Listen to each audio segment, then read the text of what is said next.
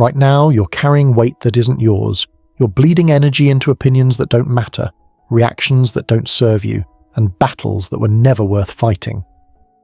This audiobook isn't about becoming cold, it's about becoming free. Free from the invisible chains of other people's judgments. Free from the anxiety of needing approval. Free from the exhausting cycle of caring about things that drain your power.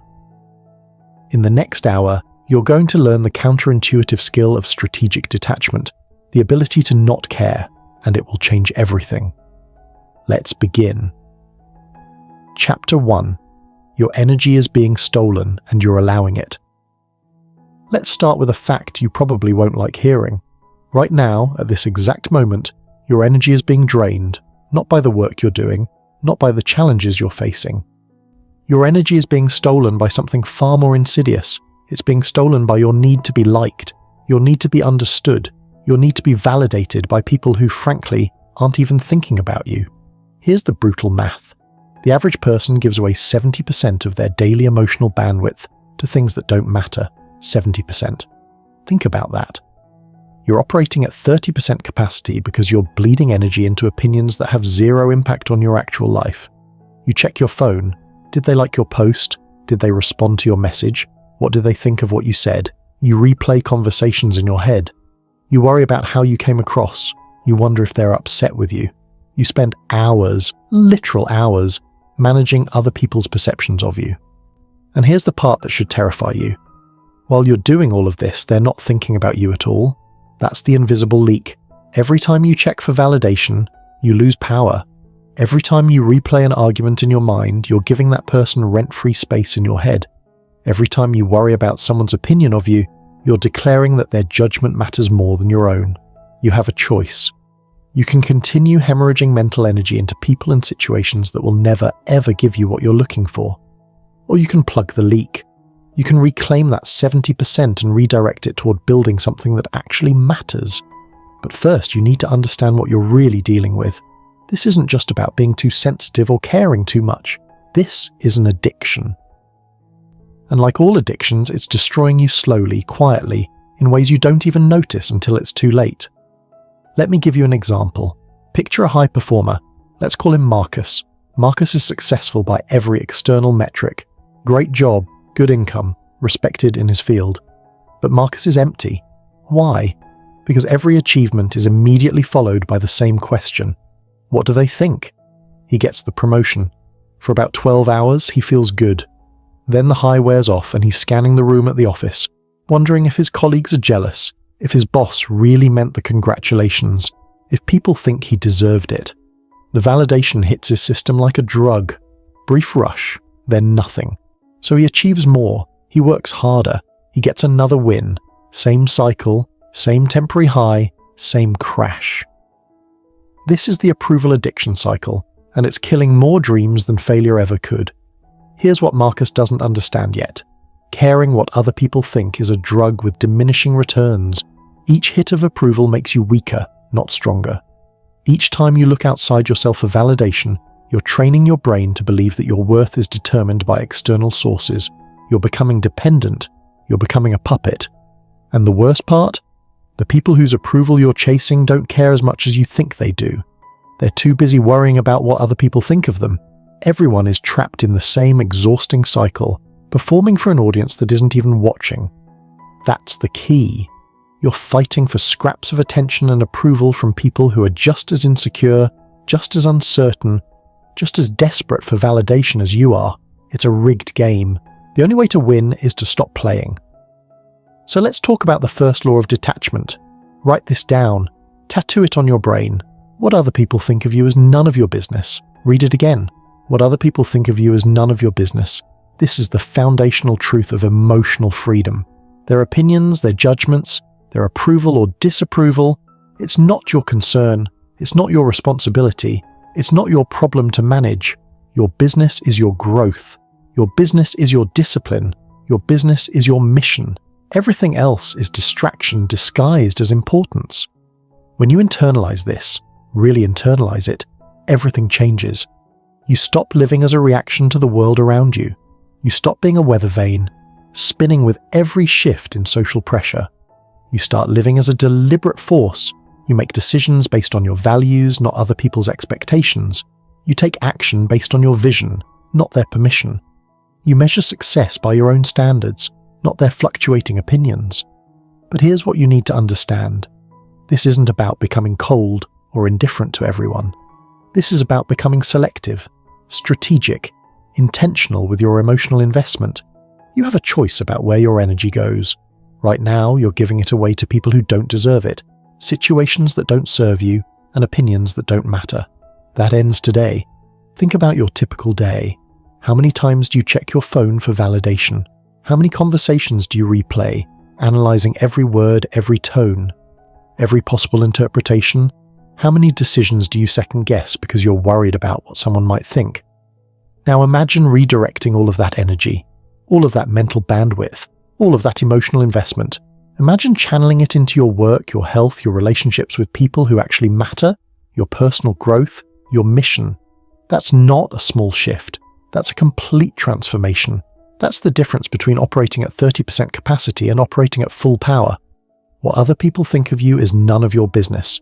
Repeat it, believe it, live it. Because here's the truth. You will never be free until you stop caring about the opinions of people who aren't building your future with you. You will never have the energy to achieve what you're capable of until you stop bleeding it into things that don't deserve it. The leak stops now. The addiction ends today. You're not here to perform for an audience that isn't paying attention. You're here to build something real, something powerful, something that matters, and that requires all of your energy. Not 70% of it, not half of it, all of it. You've identified the problem. You've seen the invisible leak. Now it's time to understand the mechanism that's keeping you trapped. It's time to decode the validation trap and why seeking approval doesn't just waste your energy, it makes you fundamentally weaker. Chapter 2. Strategic Indifference, the skill that separates winners from everyone else. Let's clear something up immediately. When I tell you to stop caring, I'm not telling you to become cold. I'm not telling you to become cruel. I'm not telling you to shut down emotionally and go through life like a robot. That's not what this is about. This is about becoming selective, strategic, intentional with your emotional investment. This is about understanding that not caring about everything is actually the key to caring deeply about the right things. Let me show you what I mean. Think about the most successful people you know. The CEO who built $1 billion company, the athlete who dominated their sport, the artist who changed their industry. What do they all have in common? They don't read the comments. That's not a metaphor. That's literal. They have learned the skill of strategic indifference. They've trained themselves to ignore the noise so they can focus on the signal. The CEO doesn't care what competitors say about them. They care about building a better product. The athlete doesn't care about critics questioning their abilities. They care about perfecting their craft. The artist doesn't care if their work is popular or understood. They care about creating something true. That's the key. Strategic indifference isn't about caring less. It's about caring smarter. It's about focus disguised as apathy. You care so deeply about your mission that you refuse to care about anything that distracts from it. You care so much about your growth that you can't afford to care about people who aren't growing with you. You care so intensely about your future that you have zero energy left for drama, gossip, or opinions that don't move you forward. Not caring is a form of focus. Write that down. When you master strategic indifference, you're not becoming less. You're becoming more concentrated, more powerful, more effective. But here's where most people get stuck. They don't know what to care about and what to ignore. They're spending emotional energy on everything equally, like spreading butter too thin across toast. Nothing gets the attention it deserves. So let's fix that right now with a simple framework, the 80-20 rule of emotional energy. Here's the brutal truth. 80% of what you worry about doesn't deserve even 1% of your attention. 80%. That means most of your anxiety, most of your stress, most of your emotional labor is being wasted on things that will never matter. Let me break down the categories of things stealing your peace right now. Category 1. Strangers' opinions. People you'll never meet, whose lives don't intersect with yours in any meaningful way, who have zero impact on your future, and yet you care what they think. Someone leaves a negative comment online. Someone judges your appearance. Someone has an opinion about your choices, and you give them space in your mind. That ends today. Category 2. past mistakes you can't change. You replay the conversation where you said the wrong thing. You relive the decision you regret. You torture yourself with what-ifs and if-onlys. But here's the reality. The past is dead. It's not coming back. You can't edit it. You can only learn from it and move forward.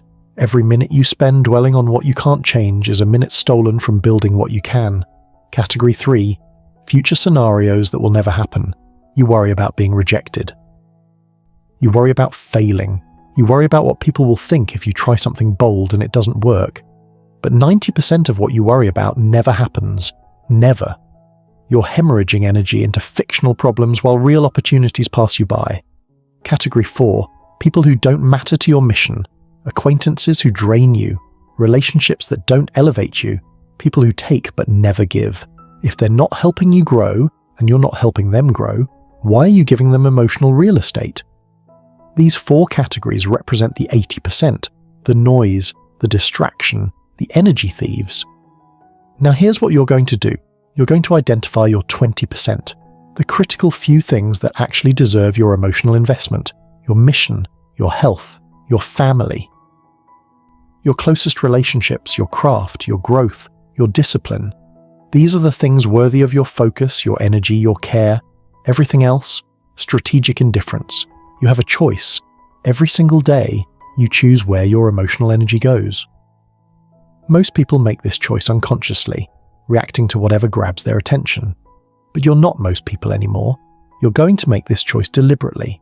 When someone criticizes you, you're going to ask, does this person matter to my mission? If the answer is no, strategic indifference. When you make a mistake, you're going to ask, can I change this? If the answer is no, strategic indifference. When you worry about the future, you're going to ask, is this productive or am I just creating anxiety? If it's the latter, strategic indifference. This is how you become untouchable, not because nothing can reach you, but because you choose what reaches you. I am untouchable because I choose what touches me. Say it out loud. I am untouchable because I choose what touches me. This is your new operating system. This is the mantra that anchors everything. When you internalize this, criticism doesn't land the same way. Rejection doesn't break you. Chaos doesn't shake you. You become the calm center while everything spins around you. And in a world full of reactive, emotional, scattered people, your calm becomes your competitive advantage. Think about it. When everyone else is panicking, you're steady. When everyone else is distracted by drama, you're focused on execution. When everyone else is seeking validation, you're building in silence. That's power. Real power. Not the power to control others, but the power to control yourself, to control your attention, to control your emotional investment, to control what matters. Strategic indifference isn't weakness. It's the ultimate strength. It's the skill that separates winners from everyone else. You don't need their permission to practice this. You don't need anyone's approval to decide what deserves your energy. You start today, right now, this moment. 80% of what worries you doesn't deserve your attention. So stop giving it. Redirect that energy toward your 20%, toward your mission, toward your growth, toward becoming untouchable. I am untouchable because I choose what touches me. That's not just a mantra. That's your declaration of independence from the noise. You've learnt to focus strategically. You've identified what deserves your energy and what doesn't. But there's still a trap waiting for you. It's subtle, it's powerful, and it's been programmed into you since childhood. It's time to dismantle the validation trap and understand why seeking approval doesn't just waste your time, it makes you fundamentally weak. Chapter 3. The Validation Trap. Why seeking approval keeps you weak. Picture this. You post something online. Could be a photo, could be a thought, could be an achievement. Doesn't matter what it is. What matters is what happens next. You check your phone. 5 minutes later, 10 minutes, 20. How many likes? Who commented? What did they say? You refresh. You check again. You measure your worth in real time based on the reactions of people you barely know. And when the numbers are good, you feel good. Temporary high. Brief validation. You exist, you matter, you're seen. But then it fades, always fades, and you need another hit. So you post again, you perform again, you dance for the audience again. This is the performance treadmill, and it's destroying you. Let me be clear about what's happening here. Every time you seek external validation, you're giving away a piece of yourself. Every time you measure your worth by other people's reactions, you're declaring that you don't know who you are without their approval. The more you perform for others, the less you know yourself. Think about that. Really think about it. When you're constantly asking, what will they think? You stop asking, what do I think? When you're always seeking approval, you lose touch with your own values, your own vision, your own voice. You become a puppet. Dancing for an audience that will never be satisfied. Because here's the truth about external validation.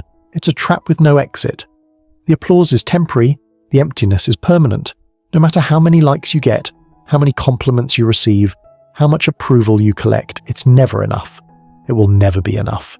You know why? Because you're trying to fill an internal void with external validation. It doesn't work. It can't work. It's like trying to quench your thirst with salt water. The more you drink, the thirstier you become. That's the key. Seeking approval doesn't make you stronger. It makes you weaker. Every hit of validation trains your brain to need more. You become dependent, addicted, controlled, and the people whose approval you're chasing, they don't even realize the power they have over you. They're just scrolling, double-tapping, moving on with their day, while you're sitting there, refreshing, waiting, hoping for their validation like it's oxygen. It's pathetic, and I say that with love. Because you're better than this. You're capable of so much more than performing for people who aren't even paying attention. Now, let me show you something that's going to blow your mind. It's what I call the paradox of respect. People respect what they cannot control. Read that again. People respect what they cannot control, and they cannot control someone who doesn't need their approval. Think about the leaders you respect most, the influencers who command attention, the people who have genuine power and presence. What do they all have in common? They don't seek your approval, they don't perform for you, they don't explain themselves. They don't bend to make you comfortable, and that's exactly why you respect them. When you stop caring about being liked, you become magnetic. When you stop explaining yourself, you become intriguing. When you stop performing, you become powerful. This isn't theory. This is observable reality. The moment someone stops seeking approval is the moment they start receiving respect. I've seen it 1,000 times. The entrepreneur who stops doing press and starts building. Suddenly everyone wants to interview them. The artist who stops caring if their work is popular and just creates from truth. Suddenly, their work resonates deeper than ever. The leader who makes unpopular decisions without apology. Suddenly people trust them more. The paradox is real, and once you understand it, you can't unsee it. You don't need their permission to be yourself. You don't need their approval to take action. You don't need their validation to know your worth. But knowing this intellectually and living it are two different things. So let's talk about how you actually break the addiction, because that's what this is, an addiction. And like any addiction, breaking it requires intentional action and the willingness to sit with discomfort. Here's your detox plan. Starting today. Step 1. Delete the apps for 1 week minimum. No social media, no checking, no scrolling, no performing. I know your brain is already making excuses. But I need it for work, but I'll miss out. But people will wonder where I am. Good. Let them wonder. You don't need their permission to take a break from their opinions. Step 2. Stop explaining your decisions. This is critical. When you make a choice, any choice, resist the urge to justify it. Someone asks why you're doing something differently. It's the right move for me. That's it. No elaboration, no defense, no 10-minute explanation of your reasoning. You don't owe anyone an explanation for living your life. Step 3. Practice saying no without justification. Can you do this? If you don't want to, the answer is no. Not no, because I'm busy. Not no, I wish I could, but just no. Complete sentence. Final answer. Sit with the discomfort of not softening it, not apologizing for it, not making yourself smaller to make them comfortable. Step 4. Sit with the discomfort of not being understood. This is the hardest one. Someone will misinterpret you. Someone will judge you. Someone will think you're being cold, or weird, or difficult. And you're going to let them. You're going to resist the urge to correct them, explain yourself, or win them over. You're going to sit with that discomfort until you realize it doesn't actually hurt you. I do not require your understanding to take action. Say it. I do not require your understanding to take action. This is your new operating system. You don't need permission. You don't need approval. You don't need understanding. You act from internal conviction, not external permission. That's not about being stubborn or closed-minded.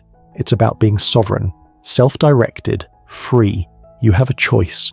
You can continue performing on the treadmill, chasing validation that will never satisfy you. Or you can step off, reclaim your power, act from your own center. The validation trap isn't just stealing your energy. It's stealing your identity. Every time you seek approval, you're asking someone else to tell you who you are. That ends now. I do not require your understanding to take action. Write it down. Live it. Become it. You've broken free from the performance treadmill. You've reclaimed your power from external validation. Now it's time to build something that can't be shaken by criticism, can't be disturbed by chaos, can't be broken by rejection. It's time to develop emotional immunity. Chapter 4. Emotional immunity. Building a mind that cannot be disturbed. Two people are stuck in traffic. Same road, same delay, same frustration waiting to happen. The first person is losing their mind. Hands gripping the steering wheel, blood pressure rising, cursing at cars that can't hear them, mood destroyed, day ruined. The traffic jam owns them. The second person, completely calm.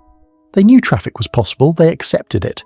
They're listening to something valuable, maybe planning their day, maybe just breathing. The traffic jam exists, but it doesn't touch them. Same situation. Two completely different experiences. What's the difference? Emotional immunity. The second person has trained their mind to distinguish between what they can control and what they cannot. And they've made a decision, a conscious, deliberate decision, to give zero emotional energy to things outside their control. This isn't new wisdom. The Stoics figured this out 2,000 years ago. Epictetus said it clearly. It's not what happens to you, but how you react to it that matters. Marcus Aurelius, one of the most powerful men in the world, wrote in his private journal, "You have power over your mind, not outside events. Realize this, and you will find strength." These weren't philosophers hiding in libraries. These were men dealing with betrayal, war, loss, politics, real-world chaos, and they understood something most people never learn. You cannot control external events. You can only control your response to them. That's the dichotomy of control. It's the foundation of emotional immunity. On one side, you have things in your power, your actions, your thoughts, your effort, your discipline, your choices. These deserve 100% of your emotional investment.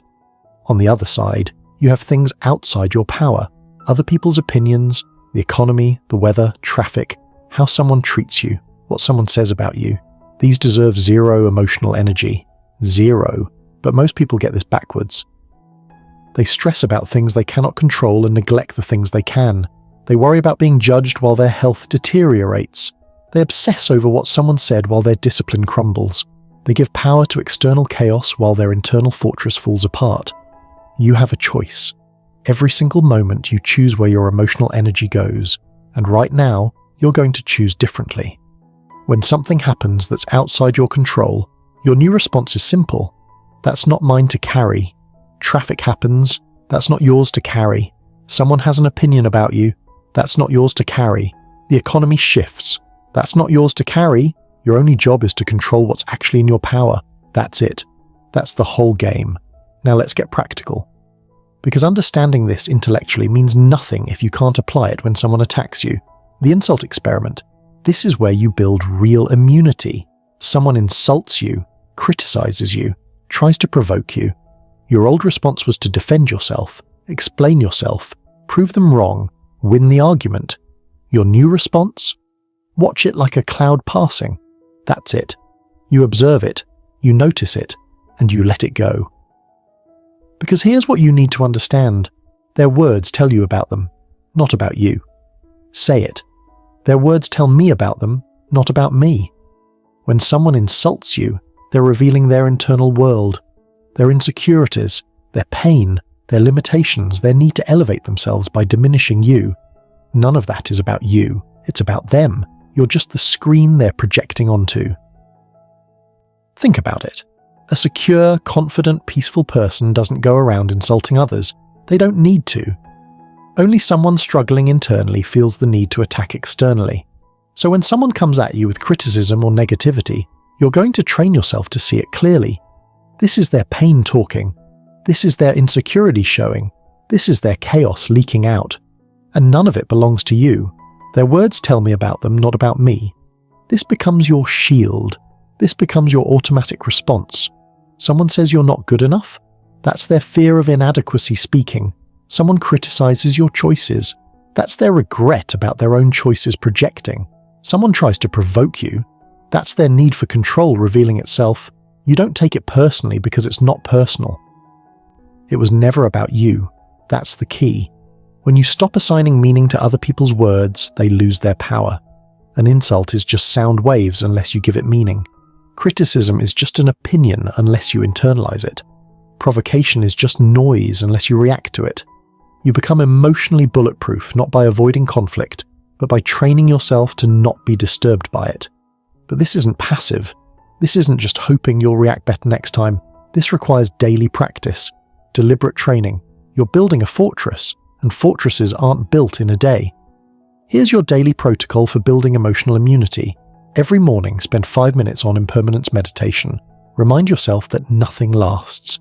The insult someone gave you yesterday? Already gone. The praise you received last week? Already faded. The situation stressing you today? It will be forgotten tomorrow. When you internalize impermanence, you stop clinging to temporary emotions.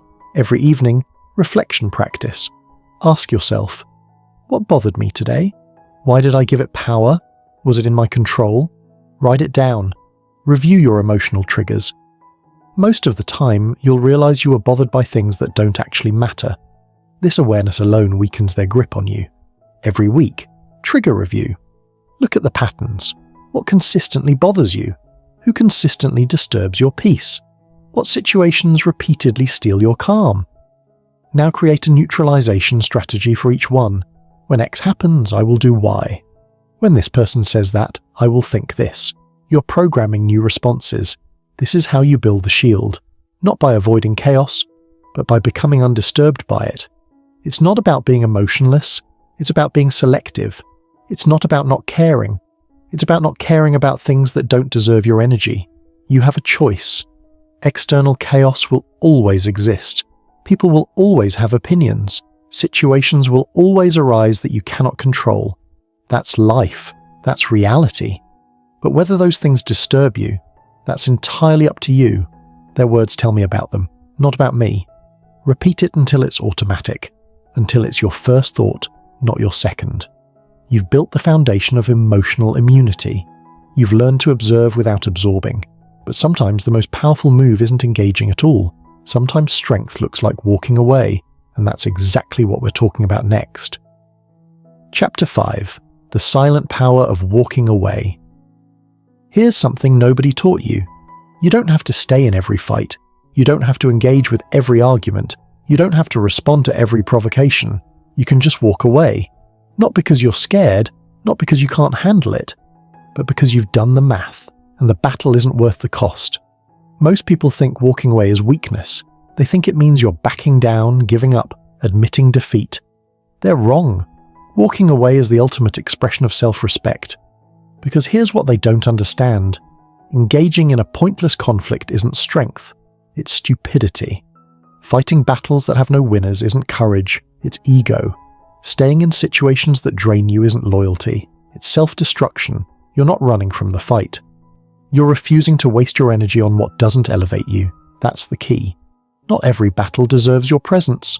Not every argument deserves your words. Not every provocation deserves your attention. You have a choice. You can stand there and trade blows with someone who will never change their mind. Or you can turn around and invest that energy into something that actually matters. Let me show you what this looks like. Someone comes at you with an argument designed to provoke. They want a reaction. They want to pull you into their drama. Your old response was to engage, defend yourself, prove them wrong, win the argument. Your new response? Silence. You observe, you assess, and you walk away. Because you understand something they don't. Your energy is more valuable than their opinion. Your peace is more important than their validation. Your time is too precious to waste on battles that lead nowhere. Walking away isn't about avoiding conflict. It's about choosing your battles strategically. It's about understanding that some situations are designed to drain you, not develop you. Think about the relationships in your life right now, the friendships, the colleagues, the family dynamics. Some of these energize you, some of these elevate you, some of these make you better, and some of these are slowly killing you. That's what we're addressing right now, the energy audit.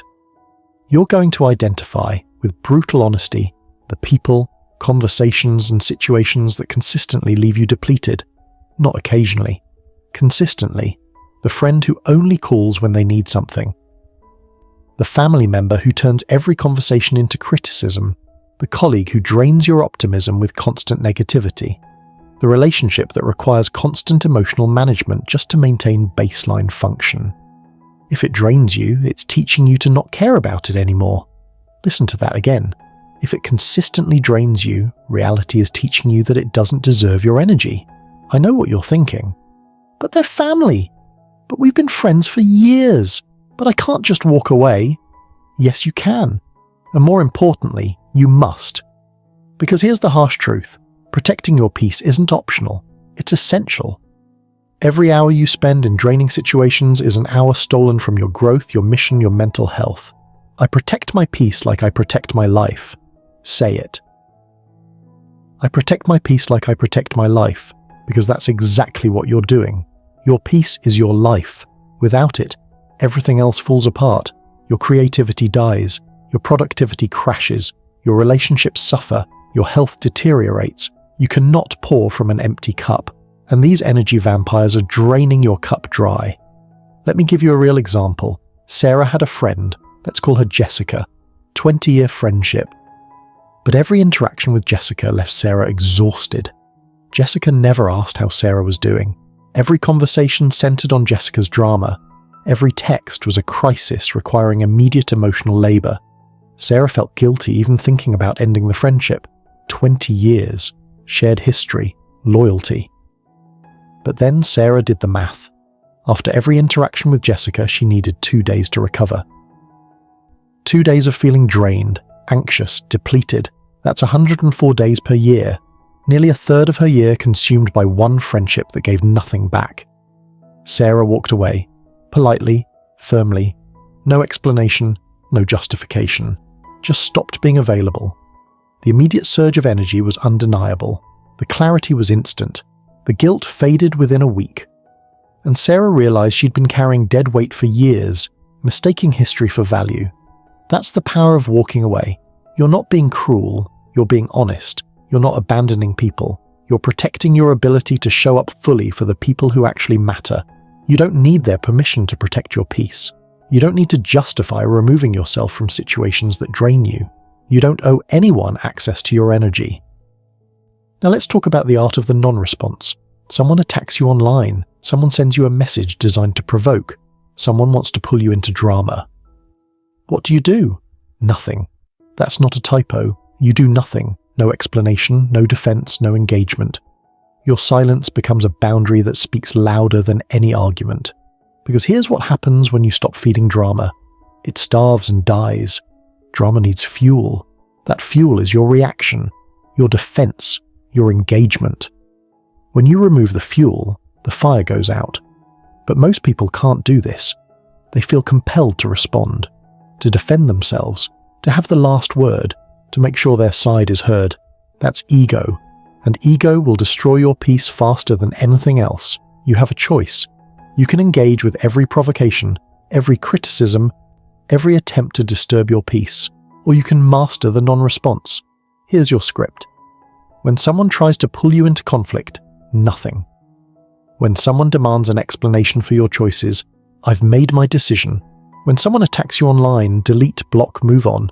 No announcement, no explanation, no performance. You owe no one a justification for protecting your mental space. Let me be clear. This isn't about being passive. This is about being strategic. You're not avoiding conflict because you're afraid. You're refusing to engage because the conflict doesn't serve you. That's power. Real power. The power to choose where your energy goes. The power to walk away from what diminishes you. the power to protect your peace without apology. I protect my peace like I protect my life, not as a nice idea. As a non-negotiable standard, you've learned when to disengage, you've identified what drains you, you've mastered the non-response. But there's still one more layer of freedom waiting for you. It's time to stop caring what people think about your choices, because their opinion of you was never your problem to solve. Chapter 6. Let them think what they want. It's not your problem, you will be misunderstood. Let me say that again. You will be misunderstood, misquoted, misjudged, misrepresented. People will get your intentions wrong. They'll twist your words. They'll project their own insecurities onto your actions. They'll create entire narratives about you that have nothing to do with reality. And here's the part that's going to set you free. That's not your responsibility to fix. Their misunderstanding of you is not your problem. Their misinterpretation is not your emergency.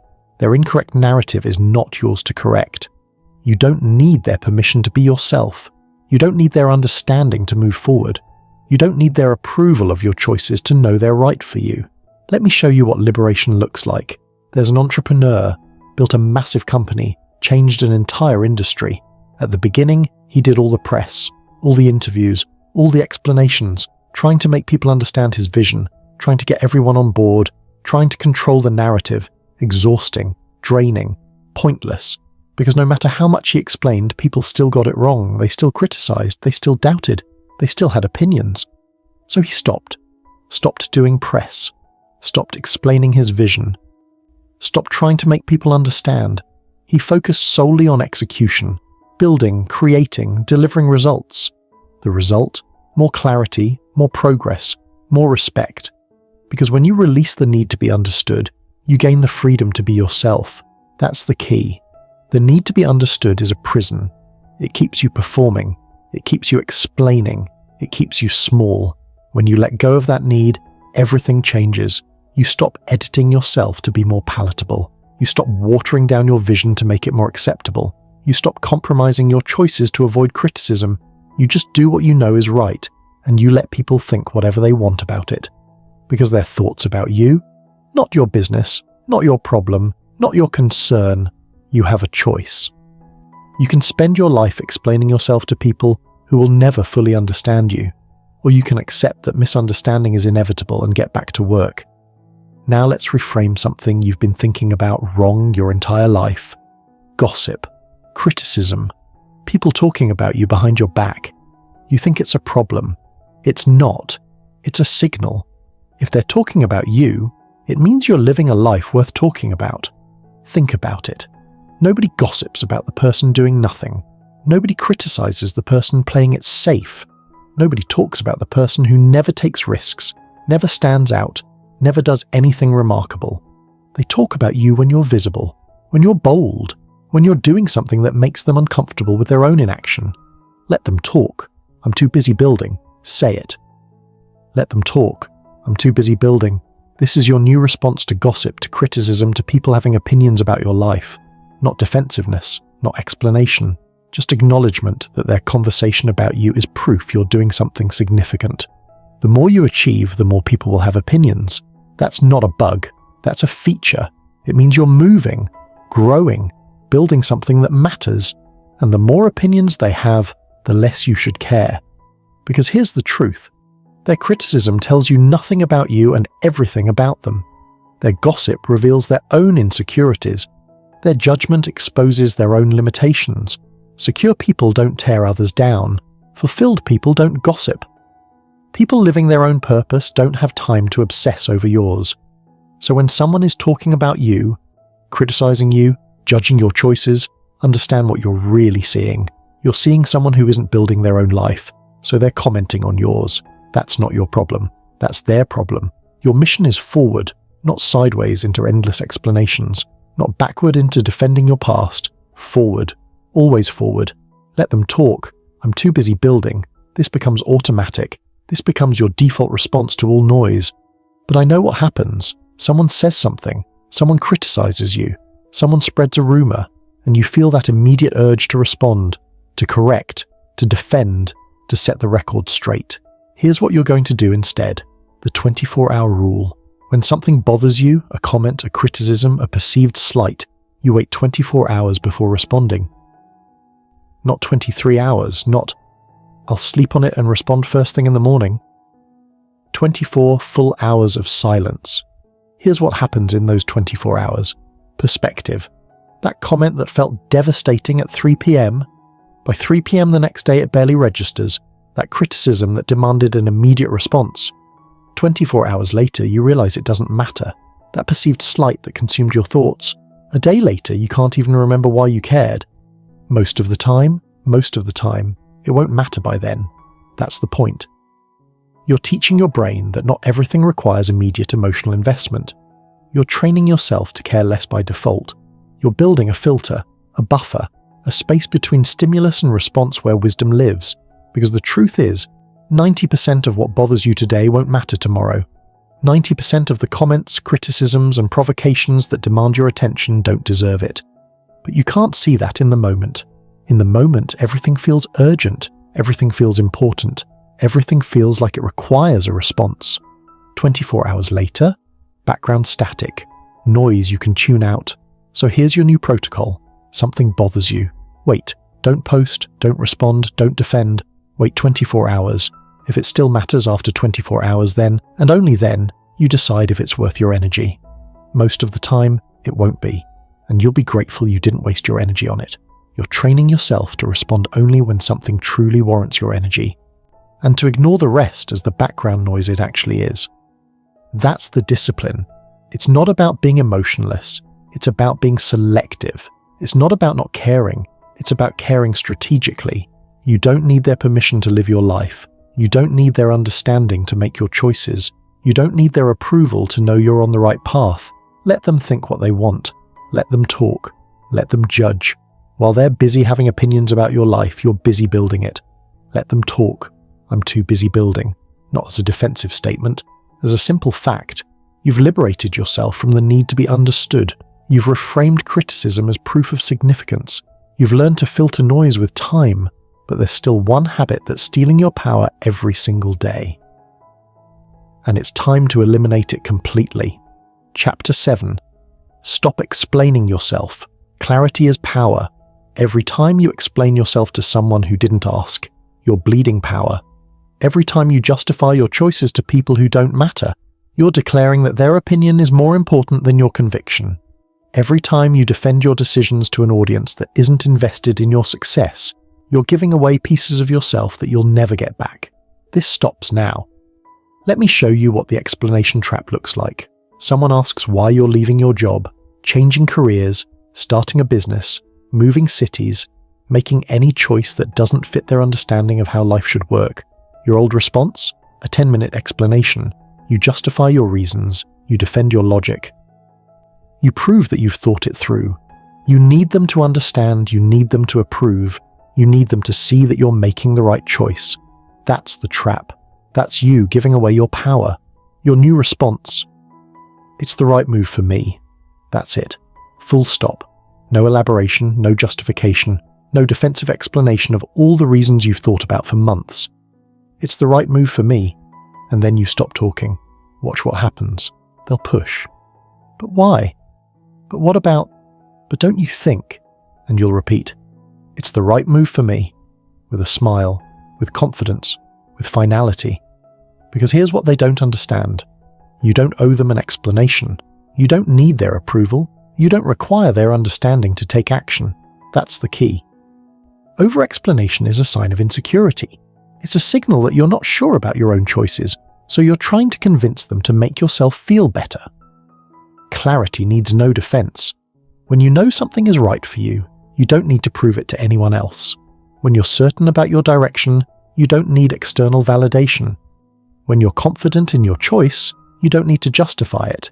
You just state it, simply, clearly, and you move on. But most people can't do this. They feel compelled to explain, to defend, to make sure everyone understands and agrees with their choices. That's not confidence. That's seeking permission, and you don't need their permission. Let's go deeper. The power of no. This is where most people lose years of their life. They say yes to things they don't want to do because they can't say no without a paragraph of explanation. Someone asked for your time, your energy, your help with something that doesn't align with your priorities. Your old response? I wish I could, but I'm really busy with work right now, and I've got this other thing happening, and maybe in a few weeks when things calm down, but right now it's just not a good time, you know? Exhausting, weak, apologetic. Your new response? No. That's it. No. Or if you want to soften it slightly, that doesn't work for me. No elaboration, no softening, no guilt. No is a complete sentence. Say it. No is a complete sentence. You don't need to justify why you're declining. You don't need to provide a detailed schedule of your commitments. You don't need to prove that you're busy enough to say no. No stands alone. That doesn't work for me, needs no follow-up. I'm not interested requires no explanation. But your brain will fight this. It'll tell you that you're being rude, that you need to explain, that people will be offended if you don't give them a reason. Here's the truth. People who respect you will accept your no. People who don't weren't going to respect you anyway, regardless of how much you explained. The more you practice saying no without justification, the more you reclaim hours of time and reservoirs of energy previously wasted on things you never wanted to do. Let me give you examples. Person agrees to attend every social event because they can't say no. Exhausted, resentful, no time for what they actually want to do. Then they learn to say, I'm not going to make it, without explanation. Suddenly, 20 hours a month back, energy restored, life reclaimed. Another example. Person constantly volunteers for extra work projects because they can't decline without a detailed excuse.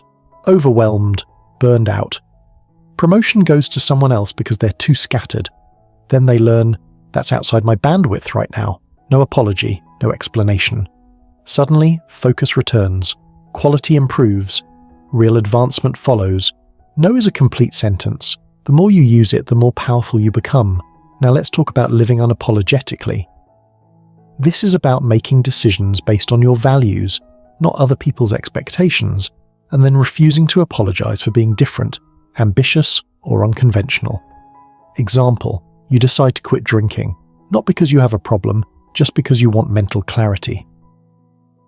You want to wake up at 5 a.m. sharp, you want peak performance, social event, everyone's drinking, someone offers you a drink. Old response, oh, I'm not drinking tonight because I've been trying to be healthier and I've got this early morning thing tomorrow and I'm just trying to cut back a little. You know, maybe just water for me. Weak, apologetic, over-explained. New response, water please. And you move on with the conversation. That's it. No explanation of your health goals, no justification of your choices, no apology for being different. When you stop explaining, people stop questioning. Your confidence becomes its own answer. They might ask once, why aren't you drinking? And you might say, I don't drink. Or even simpler, not for me. And then you change the subject. Because here's what happens when you stop explaining yourself. You stop inviting debate. You stop opening the door for other people to weigh in on your choices. You stop giving them permission to question your decisions. Your clarity shuts down the conversation before it becomes one. That's power. Real power.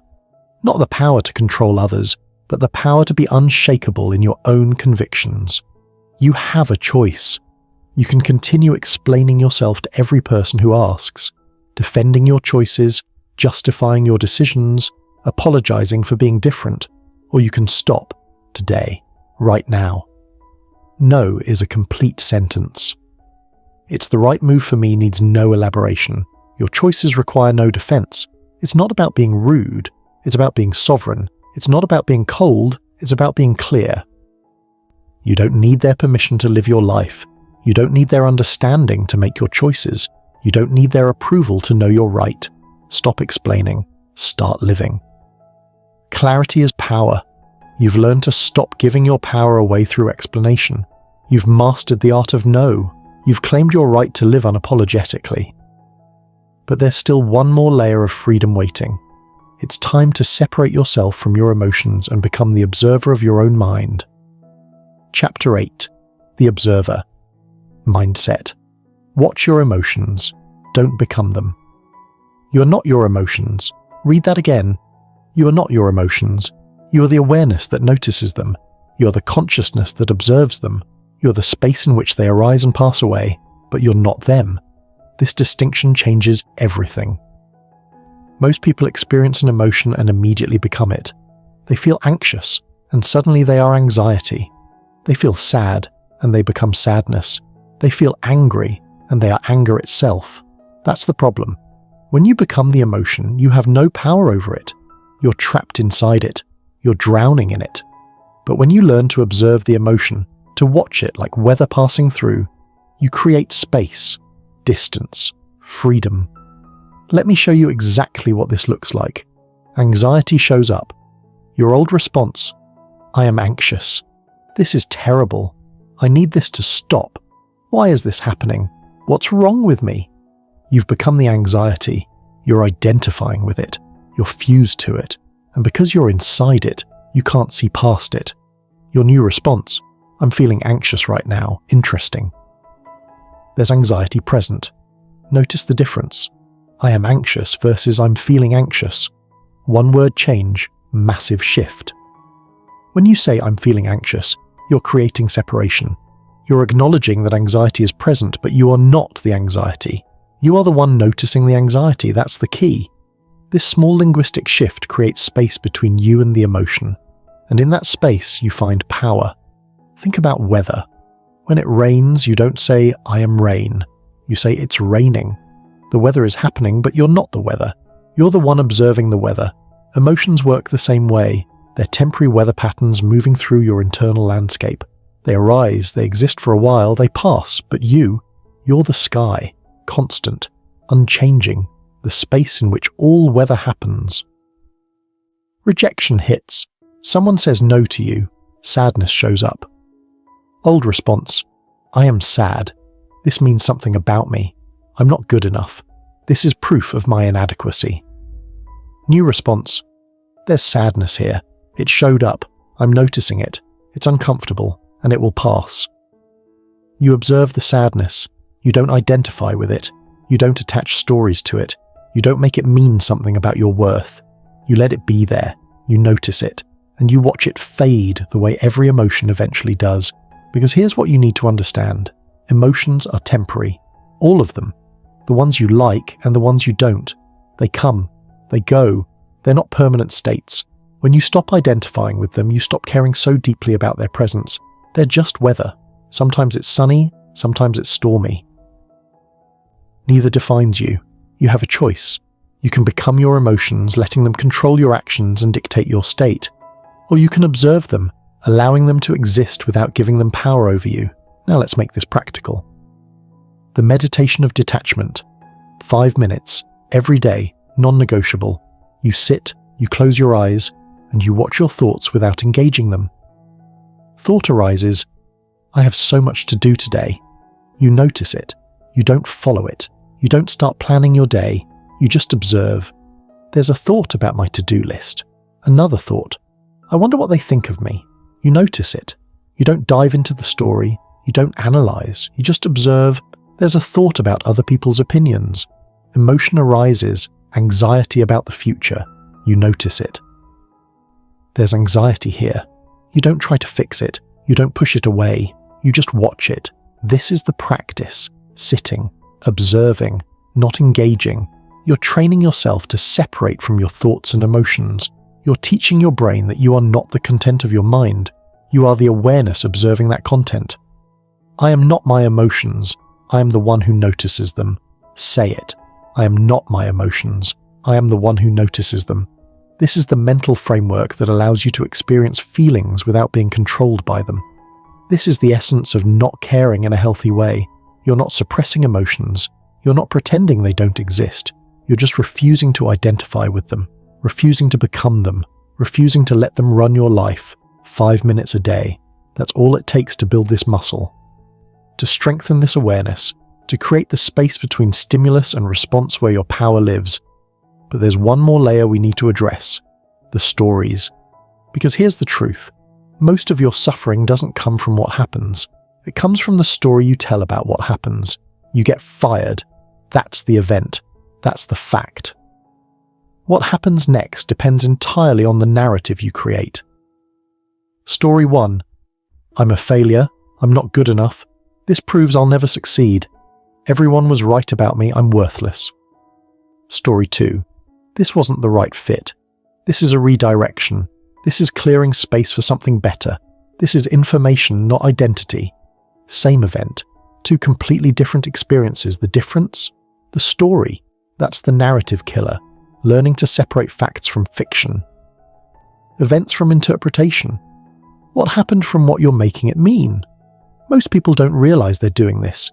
They experience an event, immediately create a dramatic narrative around it, and then suffer from the story, not the event. Getting rejected isn't painful. The story that rejection means you're unlovable. That's what hurts. Making a mistake isn't suffering. The story that the mistake proves you're incompetent. That's what destroys you. Losing money isn't devastating. The story that you're a failure who will never recover. That's what breaks you. You have a choice. You can continue creating dramatic narratives that amplify every event into a catastrophe, or you can learn to observe facts without embellishment. Here's your new practice. When something happens, you ask, what's the fact? What's the story? Fact. They said no. Story, I'm not good enough. Fact, I made a mistake. Story, I always mess things up. Fact, this didn't work. Story, nothing ever works for me. See the difference? The fact is neutral. The story is loaded with meaning, identity, and suffering. Catch yourself creating the story and choose not to. The less story you attach, the less you care about outcomes. The less narrative you create, the more freedom you experience. It's not about being emotionless. It's about being aware. It's not about not feeling. It's about not becoming. I am not my emotions. I am the one who notices them. Not as a nice idea, as a lived reality. You've learned to observe your emotions without becoming them. You've developed the space between stimulus and response. You've killed the dramatic narratives. But all of this only works if you have a foundation to stand on. If you have internal validation that doesn't depend on external circumstances, and that's exactly what we're building next. Chapter 9. Build internal validation, the only approval that matters. Here's the problem with external validation.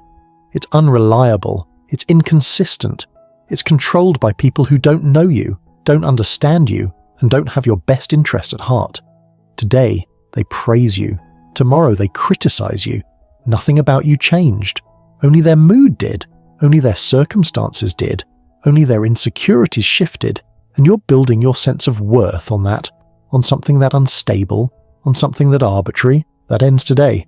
Because you're about to build something that can never be taken from you. Something that doesn't fluctuate with other people's opinions. Something that grows stronger every single day, regardless of what anyone else thinks. Internal validation, the only approval that actually matters. Let's start with the self-approval system. Right now, you're probably measuring success by external metrics.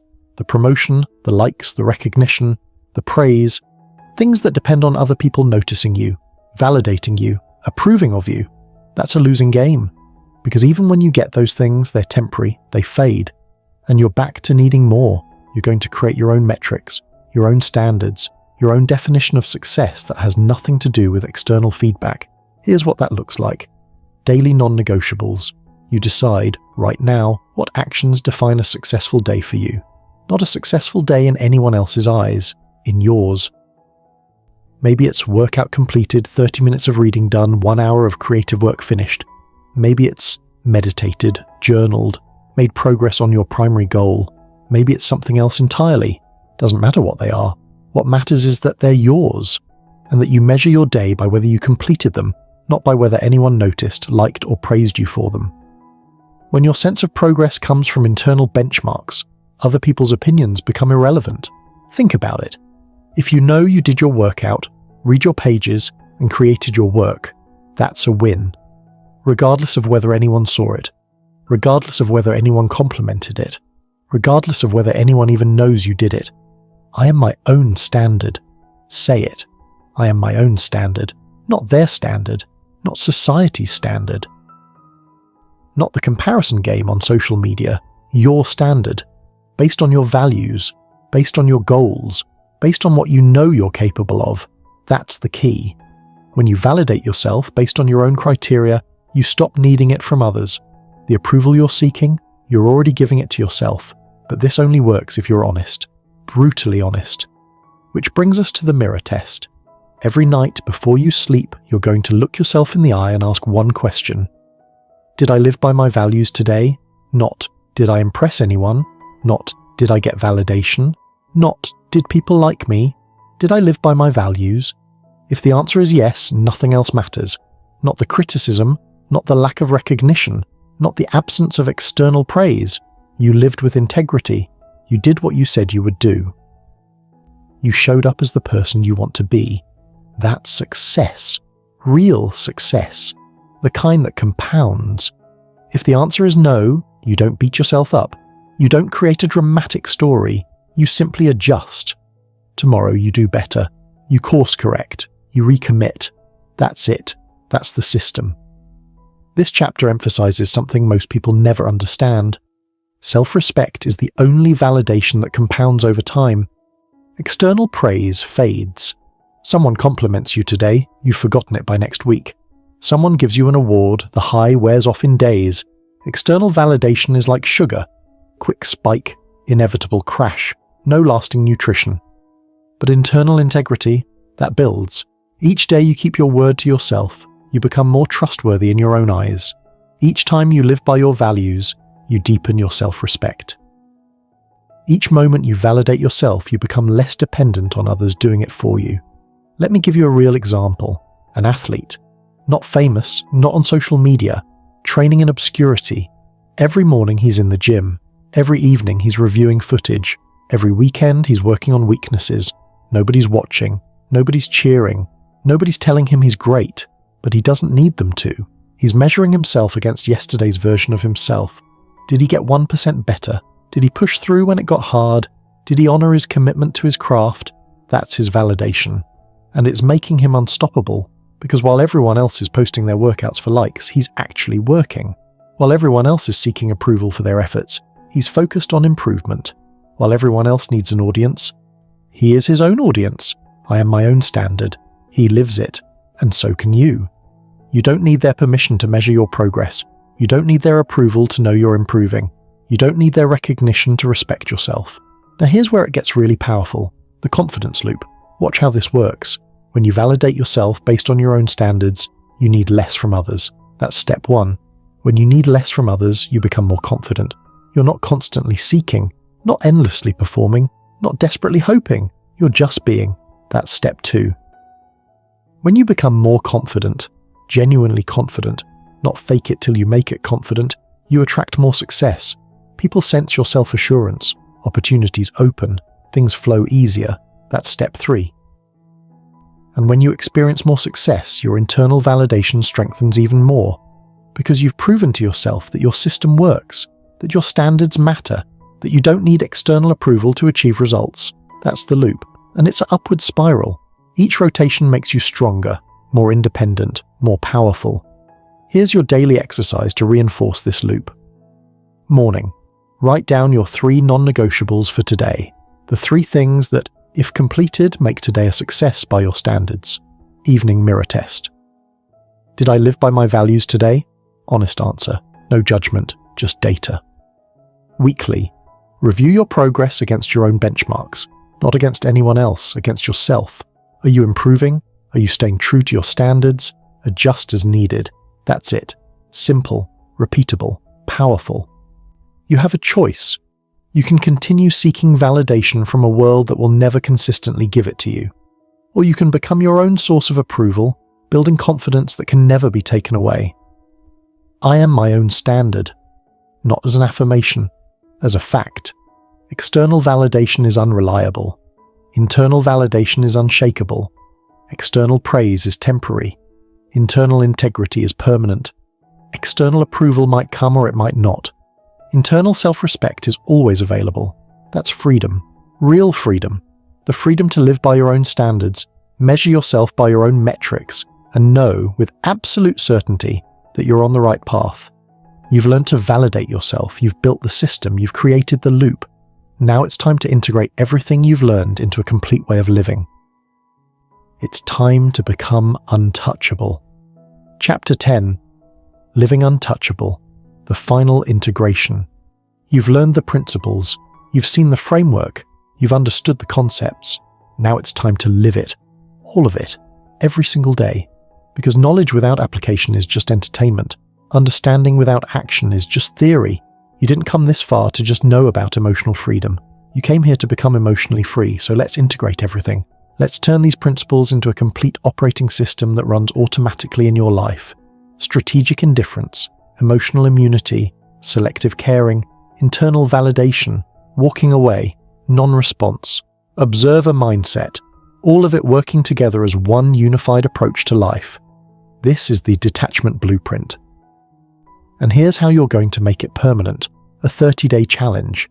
Every single day for the next 30 days, you're going to identify one thing you're going to stop caring about.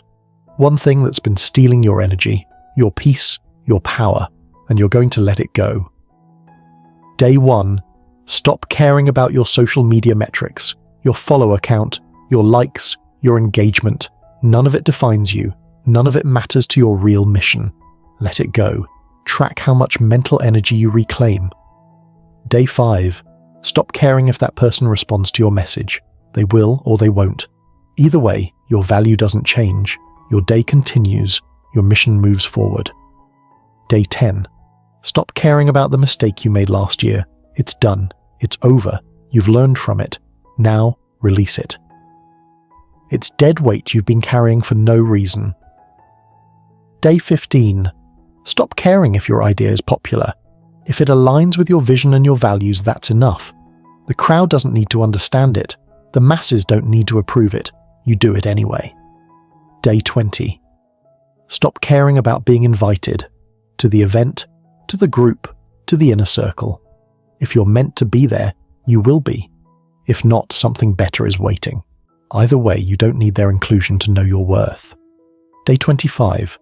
Stop caring about defending your past. What you did, what you didn't do, what happened, what didn't happen. It's all history. You're not who you were, you're who you're becoming.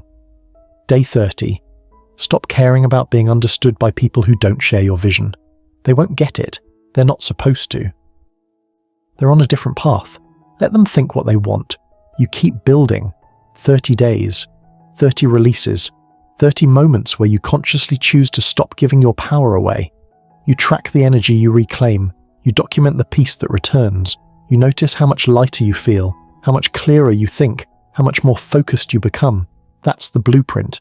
That's the integration. That's how principles become practices, and practices become your new identity. Now let me paint you a picture. The untouchable life. This is what it looks like when you've mastered not caring.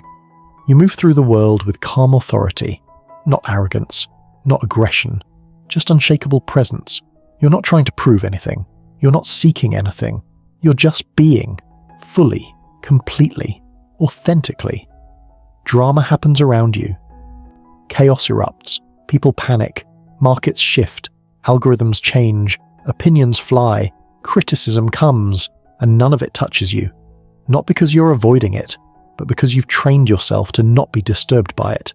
You're the entrepreneur who watches the market panic while everyone else sells. You hold steady, you trust your research, you ignore the noise, and you come out ahead. You're the creator who builds despite algorithm changes. Everyone else is complaining, adjusting, chasing the latest trick. You're focused on creating value. The algorithm will figure itself out. Your job is to make great work. You're the leader who makes unpopular decisions without flinching. You know they're right. You know they serve the mission. The fact that people don't like them right now? Irrelevant. History will prove you right, or it won't. Either way, you acted with integrity. That's the untouchable life, unbothered by drama, focused on mission, impossible to manipulate or disturb. I am untouchable because I choose what reaches me. Say it. I am untouchable because I choose what reaches me. This isn't about building walls. This is about building discernment. You're not closed off to everything. You're selective about what gets your attention, your energy, your emotional investment. You let in love. You let in growth. You let in challenge that makes you better. You let in feedback from people who've earned the right to give it. But you don't let in noise. You don't let in drama. You don't let in opinions from people who aren't building with you. You don't let in chaos that serves no purpose. That's the key. You're not avoiding life, you're curating it.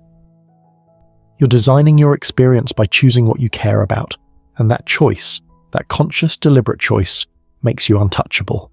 Real-world example: the person who gets promoted over more talented people because they're unshakable. While everyone else is reactive, emotional, scattered, they're calm, focused, consistent. That's not luck, that's mastery. Another example: the person who builds a business through multiple economic downturns because they don't panic when others do. They've trained themselves to not care about short-term chaos. They focus on long-term fundamentals. That's not genius, that's discipline. One more: the person who maintains peace in their relationships because they don't take everything personally. Someone's in a bad mood? That's their weather, not yours. Someone criticizes you? You observe it without absorbing it. That's not indifference, that's wisdom. I am untouchable because I choose what reaches me. This becomes your identity, not something you say, something you are. You have a choice. Every single day, every single moment, you choose what matters. You choose what deserves your energy. You choose what gets to affect you. And starting tomorrow, you're going to make that choice consciously, with intention, with power. Here's your daily reminder, your morning mantra, the words you say to yourself before you start each day. Today, I will not give my power away to things I cannot control. I will not bleed energy into opinions that do not serve me. I will focus on my mission, protect my peace, and care only about what moves me forward. I am free because I choose what matters. Read it out loud right now. Feel the words, mean them. This is your new operating system, your daily reset, your reminder of who you've become. Not someone who doesn't care about anything, someone who cares strategically, selectively, powerfully. Not someone who's cold, someone who's clear, not someone who's avoiding life, someone who's mastering it. You are untouchable because you choose what reaches you. You are free because you choose what matters. You are powerful because you protect your peace. This isn't theory anymore, this is your life. Starting now, the principles are integrated, the blueprint is complete, the challenge is set.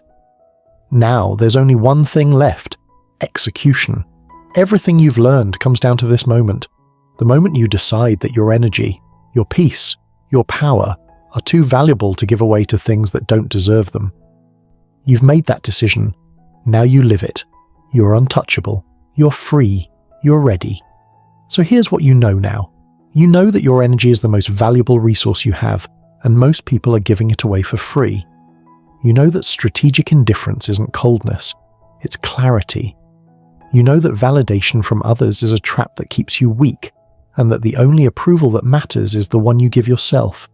You know that emotional immunity is built through daily practice, through observing your feelings without becoming them, through walking away from battles that don't serve you.